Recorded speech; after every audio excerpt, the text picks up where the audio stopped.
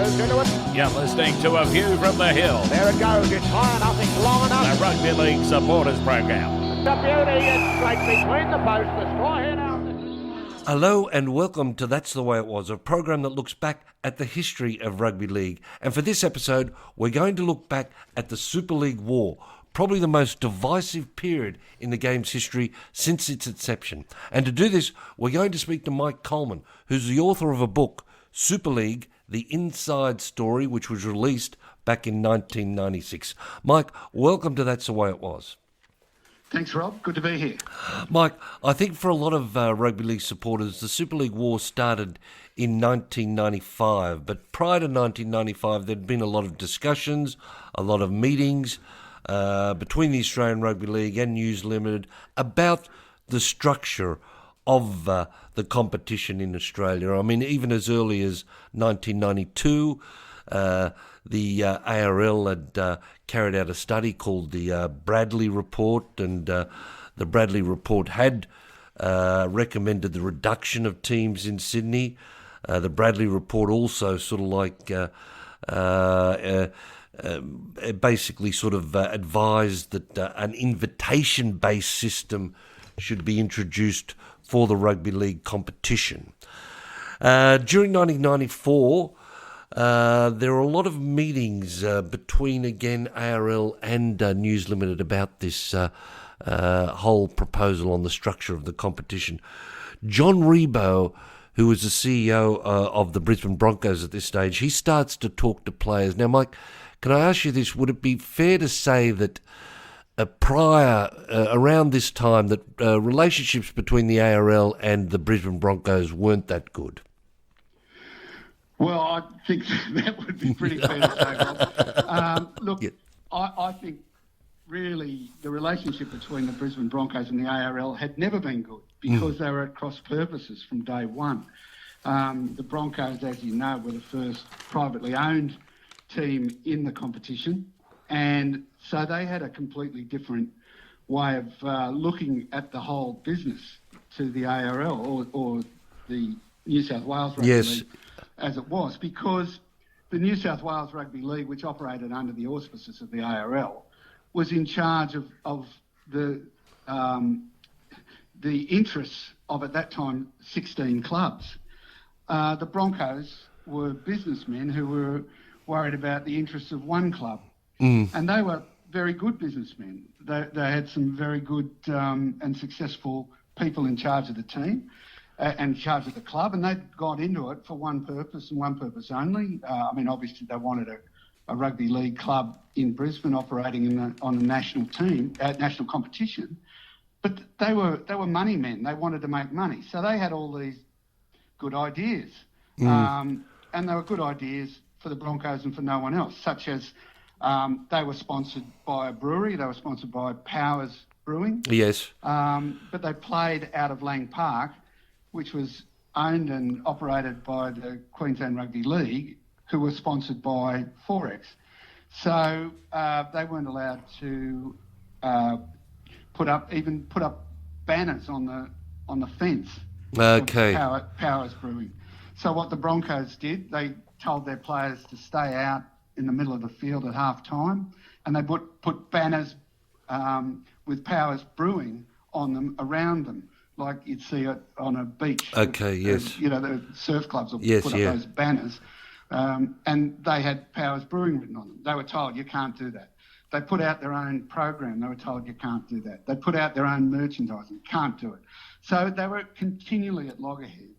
And towards the end of 1993, the Broncos had moved away from Lang Park to ANZ Stadium, which was a big 50,000-seat stadium, huge, and they thought this was a great place, and so they wanted the 1993 grand final. Funnily enough, here we are all these years later, and Brisbane's still fighting for their first grand final. But the Broncos wanted to have the 1993 grand final at ANZ Stadium. They wanted a week of celebrations in Brisbane. They wanted, going to have a race meeting, a ball, all this sort of stuff, and bring it up to a different level, make it like a Super League, a Super Bowl in the US. And no, you can't do that.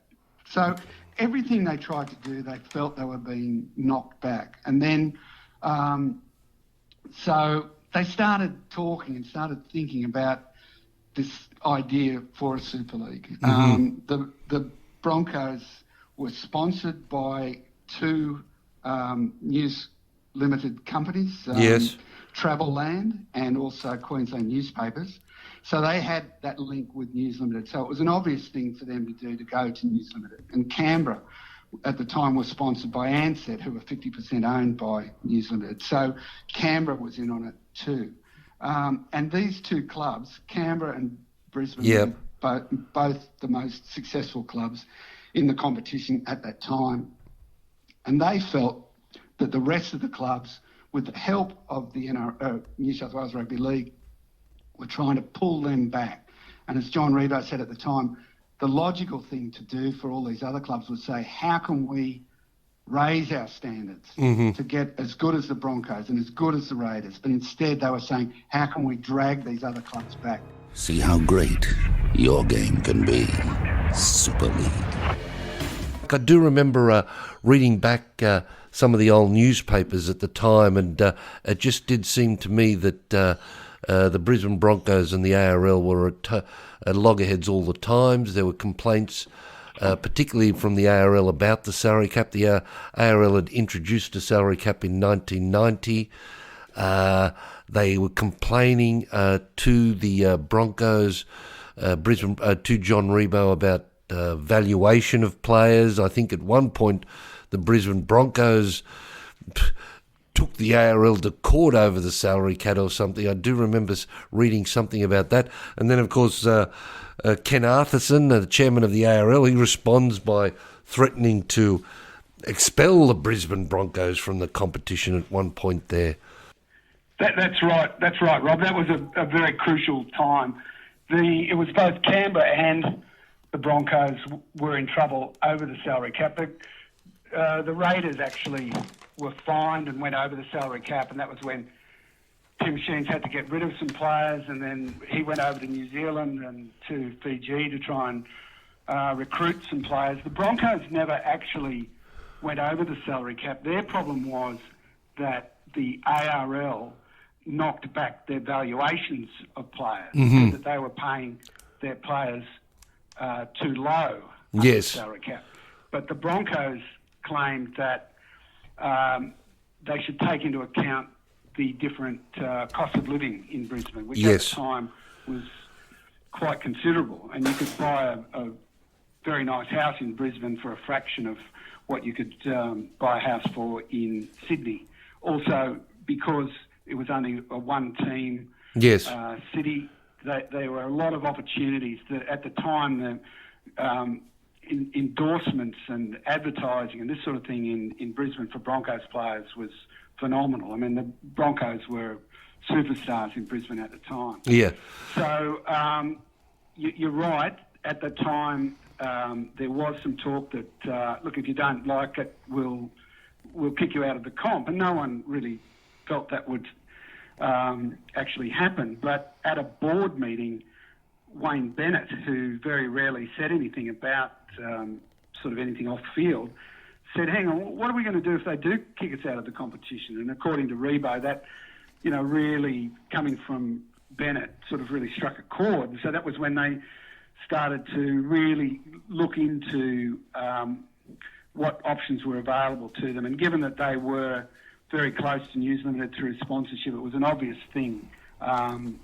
They put together their plans for a league competition, took it to Ken Cowley at News Limited, who didn't give them the go-ahead at that point, but didn't say, you're crazy. So they pushed ahead, and Ken Cowley told them to talk to some of his people, and that was how it all got started. You're listening to Radio League Unlimited. During December, News Limited starts to develop a proposal to put to the various clubs. There was a meeting in February 1995 at which the ARL's lawyer there, this is an ARL meeting in February 95, the ARL's lawyer Colin Love warns all the clubs that, quote, you all signed an agreement to remain loyal to the league for the next 5 years, and this agreement will withstand any legal challenge. And, there's a threat there that the clubs must sign this agreement by February the 8th, or they would be excluded from the competition. I think the other thing that we should mention at this point, Mike, is, of course, this is 1995, and the ARL has just introduced 4 new clubs, had just come into the competition. We'd gone from up to a 16-team competition with the Western Reds came in, South Queensland Crushers came in, North Queensland Cowboys, and the Auckland Reds would only just been introduced to the competition. So it's after this meeting, I think, that News Limited starts to approach the players and the clubs. Actually, I think it was actually before that, Rob. It was it was throughout 1994. They spoke to Ken Cowley first on November 10, 94. Then they again met him on January 30 and outlined the plan to him. He outlined the plan to the ARL. That was the first time that he really was able to tell the ARL what the plan was. And he, at that time, wanted it to be, or Super League wanted it to be, a joint competition with the ARL doing all the administration of the competition, but Super League being an elite competition on top of that. Mm-hmm. Now, Arthurson eventually decided against that, and they were having a meeting of all the clubs on February 6, 1995. Mm-hmm. But the day before that, he had told Cowley that he wouldn't support him. Right. And Cowley and David Smith from News Limited had arranged to speak to the clubs on that day at that meeting.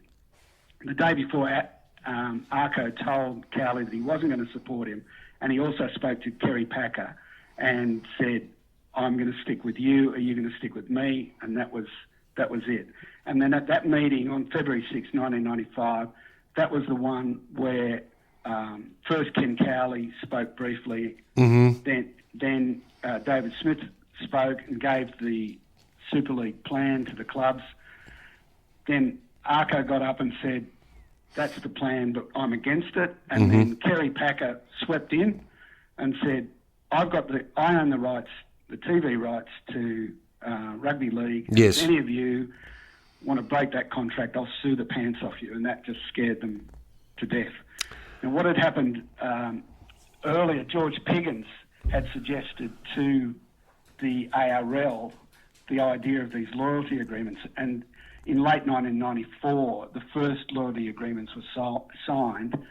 But at that meeting, a second loyalty agreement, which was, as the ARL thought it was a lot stronger. Yes. They put out a second one, and they were given 24 hours to sign it. And if they didn't sign it, they were told they were out of the competition.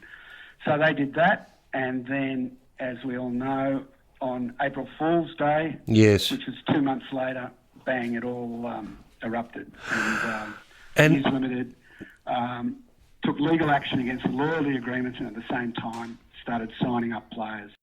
Super League will breathe new life into football. You've forgotten the pride in our history.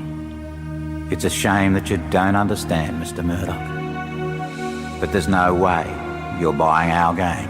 And of course, the ARL, Optus and Kerry Packer are backing the Australian Rugby League. And Mike, this is when we start to hear, well, this is from the supporters' public's point of view, this is when we start to hear stories about, some incredible amounts of money being paid to players. We start to hear stories about agents climbing through players' windows to get bedroom windows to get their signature, and all sorts of stories about, don't talk to your wife about this and this sort of thing. I mean... Well, the one about the climbing through the window, that was Michael O'Connor, who was working for Super League, and he climbed through a the dressing room window at the Cowboys to sign them. I don't know about bedroom windows. The bit about the "Don't Tell Your Wife" was John Rebo telling the Canterbury players, "Look, you should sign now. I don't want you going home and telling your wife, because if she's anything like my wife, she'll be telling the neighbours over the back fence." Yes. It was all secrecy very early on before it all erupted on that first weekend. But the amounts of money were, in comparison to what the players had been getting, were phenomenal. And the idea of this elite competition, Super League was supposed to be the best of the best. Yes. And News Limited thought that the plan was that the whole thing would be over in a weekend, and that they would have signed the elite players they wanted. Everyone else would have no option but to fall into line. The ARL would be defeated, and off we'd go. But it started with just one player, Adam Ritson, the young 18-year-old front rower from Cronulla, saying that he refused to sign until he spoke to his manager, Steve Gillis. And so News Corp gave him a 24-hour get-out clause, which they didn't do with any other player, because he was holding up the whole process. And so with that one player, it gave the ARL a little bit of confidence that perhaps they could fight back. And then Kerry Packer very cleverly said, "Yeah, I'm fighting back," but he was in partnership with Optus, and so he got Optus to spend all their money in the fight back, and off it went. And it then became just a money grab, and sometimes players would go to one organisation, get an offer from them, get in a cab, go across town and get another offer from the next one. And they were just, the money just skyrocketed from what they thought. $50,000, $100,000, $150,000 would just be thrown on the table, just bang, bang, bang. And in a funny sort of way, the ARL really had an advantage, or in a lot of ways the ARL had an advantage, because they had Bobby Fulton and Gus Gould doing their signing for them, and so they knew the players knew them, whereas News Limited were using company executives and lawyers, and the thing was the ARL was using someone else's money, so they were a little bit more free and easy with the amount of money they were offering. And Newcastle was a big one. They all went down in a bus. They were told to come down in a bus as soon as you can, so they just all jumped in a bus, went down to Sydney to the ARL, and had gone down, earning between 40 and 100,000 a season, and came back earning 350 to 450,000 a season. It was just massive. And of course it was during this period as well, Mike, that we started to see some quite distressing comments made. I still remember Mal Meninka's comments about what has the game ever done for me. We also saw breakup of long-term friendships. When Peter Moore, who was the chief executive of Canterbury Bankstown, he resigned from the board of the Australian Rugby League, and he'd been. I think that was a fairly significant move, don't you? Considering he was so close to Ken Arthurson, the chairman of the ARL. Absolutely, they were best mates, and it wasn't until Peter was on his deathbed that they got back together. It was tragic in those situations, from a friendship point of view. All the clubs and all the players were put in a position where they had to go one way or the other. There was no middle ground about it. It was you're either Super League or you're ARL. And in a lot of cases it got down to money, but in other cases, there was a real sense of, particularly from the ARL point of view, that was the way they played it. But they were saying that they were trying to stop the greed of corporate greed from coming in and stealing this game. Whereas, I mean, if you look at it dispassionately, both sides were trying to do the right thing by their constituents. Mm-hmm. But I mean, the people like John Rebo, I mean, they honestly did believe that the game could be so much better, but it was being held back by this tradition and this sort of self-interest of the clubs, which had really run the game for so long. But if you look at it the other way, I mean, the tradition and the true fabric of the game was what made it what it was. So you had these two totally different poles pulling against each other. Both of them, if they could have come together earlier without the whole mess, they probably would have. It probably would have worked out for the better. But for various reasons, the fact that there were two competing pay TV operations, which both were desperate to get their hands on Rugby League, and neither of them was going to back down, that couldn't happen. Super League will breathe new life into football. You've forgotten the pride in our history. It's a shame that you don't understand, Mr. Murdoch. But there's no way you're buying our game.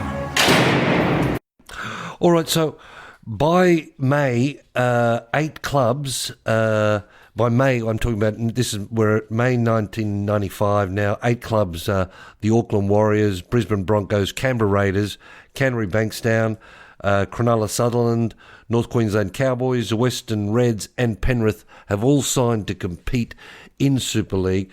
But of course, Mike, this is the other thing, just alluding to what you were just saying then. As all of this is going on, there is still football being played. The competition is going on. And I just got the sense at the time, Mike, that there was the competition was a lot more intense, because not only did you have matches between traditional rivals, let's say between Canterbury and Parramatta, you had these clashes between, Super League clubs and ARL clubs. The competition was still going on, and I just got the impression that it became far more intense and personal because of this, what was going on off the field. Absolutely, yeah, it did. But the other thing too, it was sort of really wrecking the game. I mean, as a journalist at the time, when it all started, it was incredibly exciting to be covering it, and to be, you couldn't wait to get into work in the morning to see what the latest was and what was going to unfold throughout that day. And everyone was talking about it. It was just incredible. But then, after a few months, people just didn't want to hear another word about it. Yeah. And they were just totally sick of it. And they were turned off the story, but they were turned off the game as well. And people didn't want to go along and watch the games because they were just totally disillusioned and bored, I think, with it. And that was the problem. And that was why eventually it all came back together, because the thing that John Rebo and the architects of Super League thought was going to save the game, in the end, almost killed it. Well, Mike, 1995, gets to its climax there, and of course Canterbury defeat Manly in the 95 grand final. And now in 1996, again the competition continues, but there are a number of very important court cases. The first was on the 23rd of February when Justice Burchett hands down his decision in the federal court. And what was the decision that Justice Burchett came down with, Mike? Well, the first major decision, the first court case actually was over the Canterbury players who said that they'd been forced to sign under duress, didn't have legal representation, and they all wanted to go to Parramatta, an ARL club, and they won that case. Yep. The ARL could be seen to win that case. And the second case, which was the major one, and it was Justice Burchett, and the decision of that was that he found for the ARL. And so all the Super League clubs were told that they didn't have a competition and that they had to play in the ARL competition. Yes. And so they, for a while there, they sat out the competition, but then eventually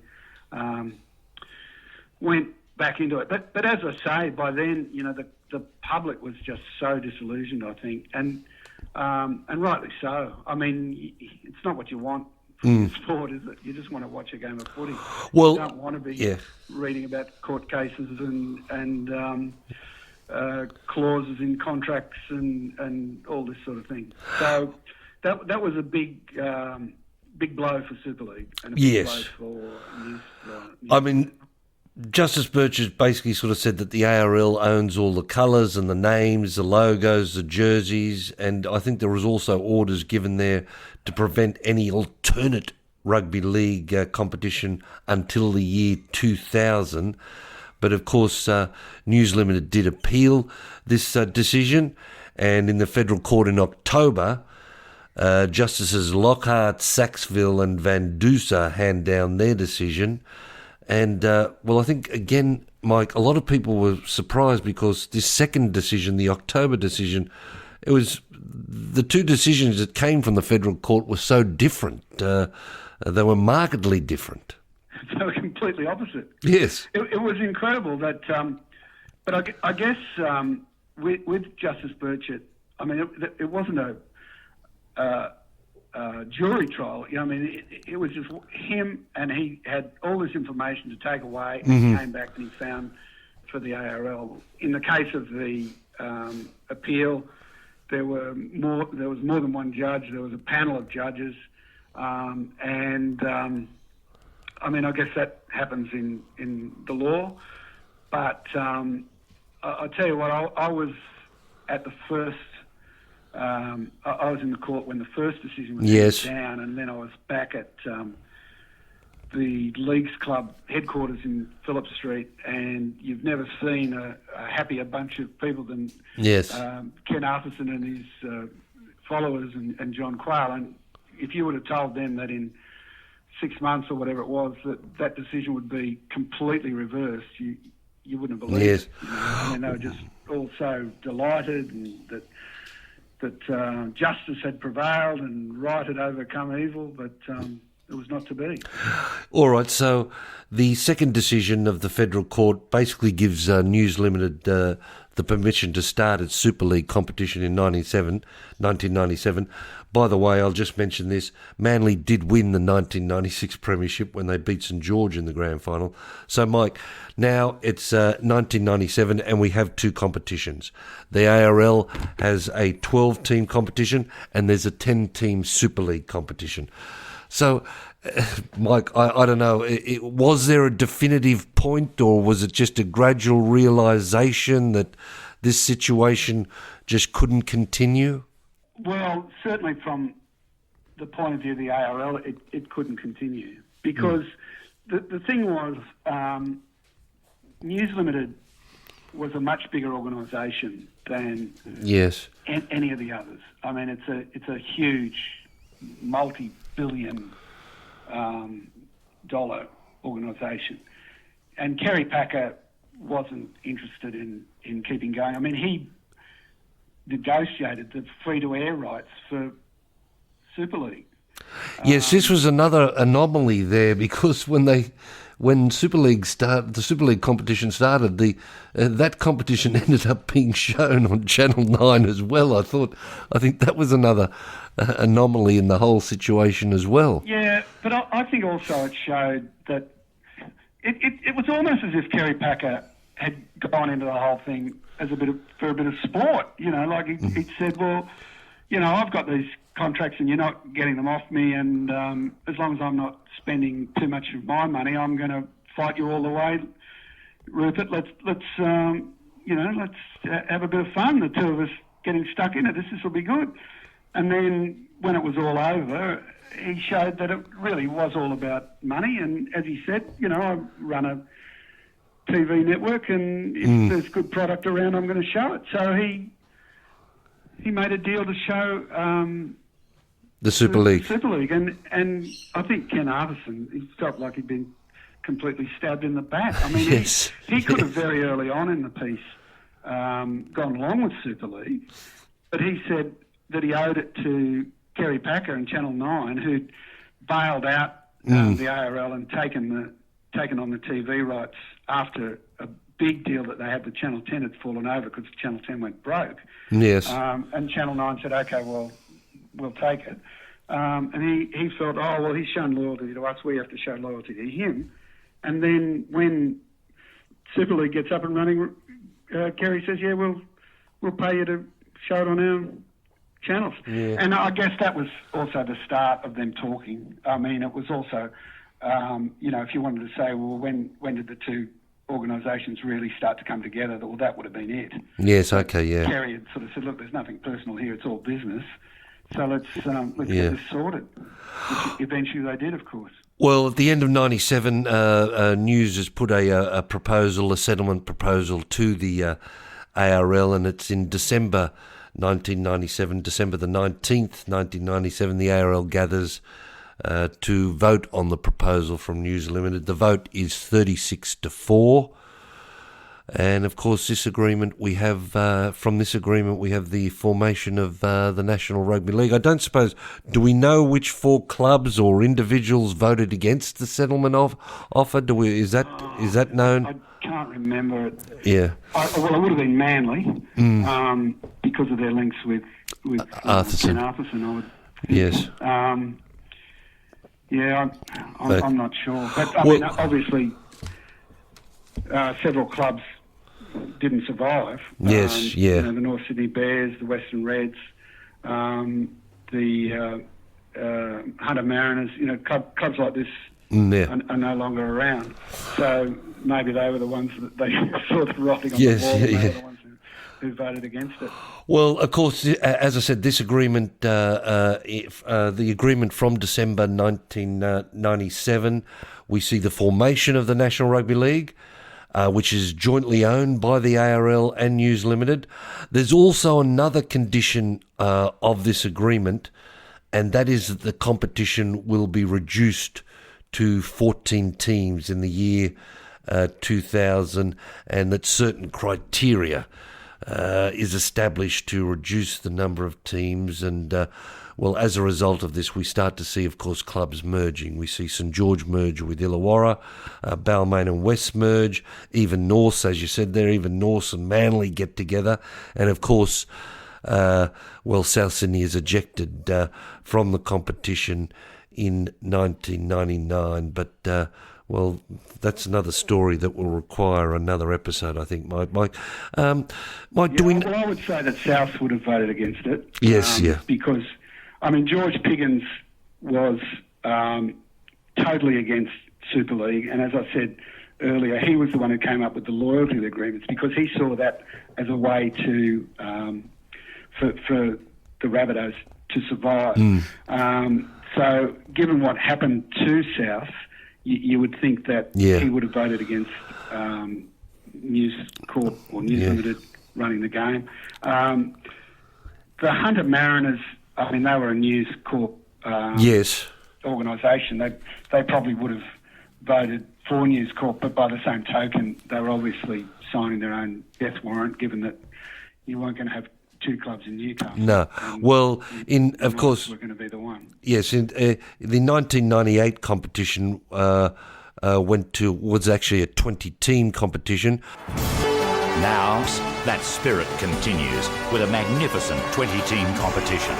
Nine's wide world of sports will be there to capture it all. And News Limited wound up the Adelaide Rams, and the ARL actually wound up the Gold Coast Chargers. They were at that time, make a 20-team competition. But as I said, the agreement was in place that that competition would be reduced to 14 teams by the year 2000. Mike, do we know how much this whole exercise cost in the end? Has there ever been a definitive amount determined about how much the whole exercise cost? Well, the talk was that it cost $350 million, but I think it would have been more than that. I think, I mean, there was talk that News Corp alone, put $300 million into it, and Optus obviously put a lot of money as well. I mean, it was ridiculous. Yeah. I mean, when you think of how that money could have been spent, yes, to really improve the game, yes, put the game on a very solid footing, but it was not to be. But that's what happens when big organisations start fighting each other. The people the players made a lot of money out of it. The lawyers certainly made a lot of money out of it. But the organisations that wanted to make money out of it, News Corp and Optus and Channel 9, I don't think they made a cent. And Mike, I'll just finish up by asking you, will it ever happen again? I don't think it could. I really don't, because I mean, if the circumstances became the same, if there were rival organisations, maybe it could. But you would think that someone would have a look at how badly this all turned out. I mean, there were some of the ideas were good, but the execution was poor. News Corp made some major mistakes early on in the way they went about signing the players. But by the same token, their hands were tied. For instance, they didn't go to the managers and say, "We want your players." So that immediately, because they didn't want them then going to the ARL and saying, News Corp's just made us this offer, what are you going to offer? In the end, that's exactly what did happen. But because they didn't want it to happen early, they sort of went round the back door, and that didn't work. They didn't have enough people to sign up all the players. There was a major stuff up with the Broncos, which put them behind by a couple of days, which meant that they didn't sign up Newcastle. There were all these problems. But you would think that anyone, if they were ever silly enough to consider it again, would look at all the mistakes that were made, and you'd say to yourself, if News Corp, with all their money and all their resources, couldn't pull it off, what hope has anyone else got? That's the way it was, the Super League War. My name's Rod Corr. On behalf of Mike Coleman, this program was produced by Tony Peterson. Until next time, may the Force be with you. Mike, thank you very much for the generous amount of time. No, Mike, thanks very much for that, mate. A View from the Hill is broadcast via the League Unlimited website, where there's no off-season.